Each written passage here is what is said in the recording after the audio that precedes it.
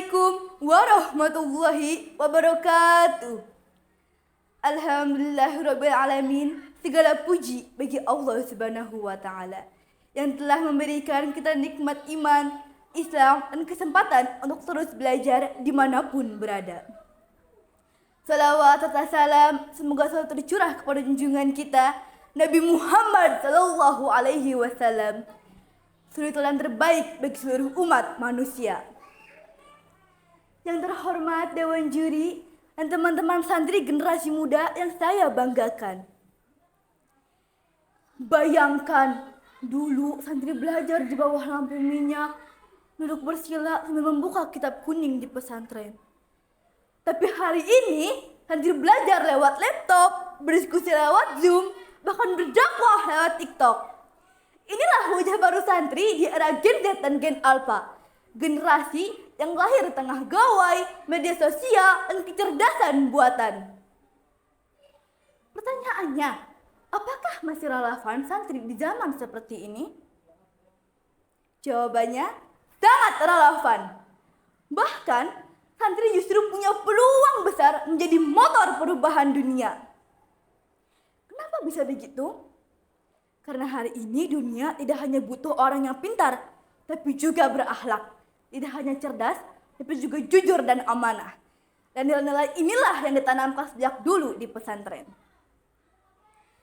Allah Subhanahu wa taala berfirman dalam surat Al-Baqarah ayat 43 yang berbunyi, A'udzubillahi minasyaitonir rajim. Bismillahirrahmanirrahim.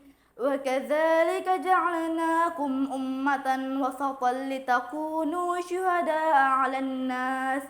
Yang artinya, dan demikianlah kami menjadikan kamu umat yang pertengahan agar kamu menjadi saksi atas manusia. Ayat ini mengingatkan kita bahwa umat Islam termasuk para santri punya misi besar, menjadi teladan, saksi, dan penuntun bagi umat manusia. Hadirin sekalian, lalu apa peran santri Gen Z dan Alpha di zaman sekarang? Izinkan saya menyampaikan 3 hal penting.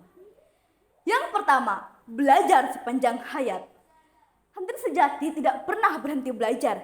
Jangan puas dengan apa yang tertulis di buku. Gunakan teknologi dan internet untuk memperluas ilmu. Contohnya, belajar tafsir dari video, belajar bahasa Arab dari aplikasi, atau bahkan coding dari kelas online. Tapi ingat, filter informasi dengan nilai agama. Jangan sampai pintar tapi salah arah. Yang kedua, berakhlak dari nyata dan dunia maya. Sekarang, akhlak tidak hanya diuji di pesantren, tapi juga di media sosial. Cara kita berkomentar, membagikan konten, atau menanggapi teman.